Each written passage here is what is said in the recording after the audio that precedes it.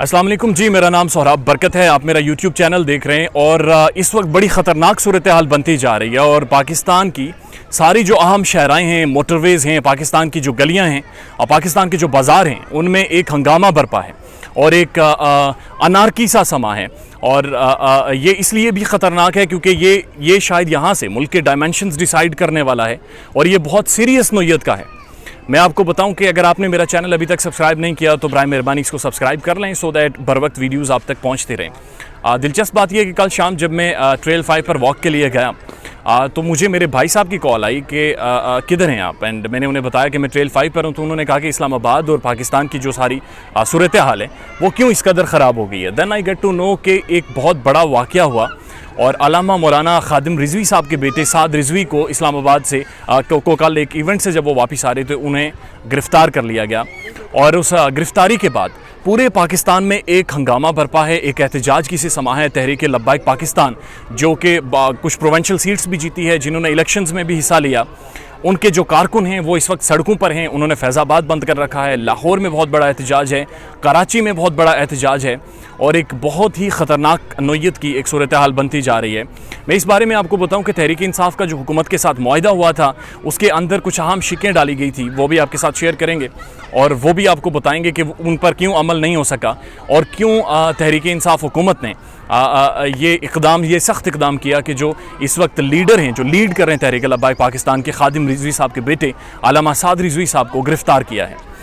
बात यह है कि जी खादिम रिजवी साहब की वफ़ात के कुछ अर्सा पहले यानी नवंबर में हुकूमत और तहरीक लब्बाइक पाकिस्तान के चेयरमैन जनाब खादिम हुसैन रिजवी के दरमियान एक रिटन मुआहिदा हुआ, एग्रीमेंट हुआ और उस एग्रीमेंट के मुताबिक फ़्रांस के अंदर जो नबी करीम सल्लल्लाहु अलैहि वसल्लम के ख़िलाफ़ गुस्ताखाना खाके बनाई गई उस पर एक्शन लेते हुए जो फ़्रांस का सफ़ीर था उसे पाकिस्तान से निकालना था और फ़्रांस के अंदर पाकिस्तानी सफ़ीर को मुस्तकिल तौर पर जब तक फ़्रांस इसके ऊपर कोई लॉ नहीं बनाता, कानून नहीं बनाता, वापस बुलाना था।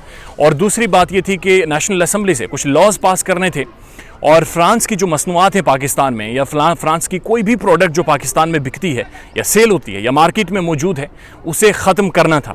ये मुआहिदे की शिक में शामिल था, ये सारी चीज़ें शामिल थी और इसके अंदर दो पार्टियां थी, एक हुकूमत पाकिस्तान और दूसरी तहरीक लब्बाइक पाकिस्तान जो एक सियासी जमात के तौर पर एक मजहबी गिरोह है, लेकिन सियासी जमात के तौर पर भी हमने 2018 के इंतखाबात में देखा और इनकी पजीराई का ये आलम है कि ये काफ़ी सारी प्रोविंशियल असम्बलीज़ की सीट्स भी जीते हैं और इनकी नुमाइंदगी मौजूद है। ये एक पॉलिटिकल स्टेक होल्डर्स हैं पाकिस्तान में।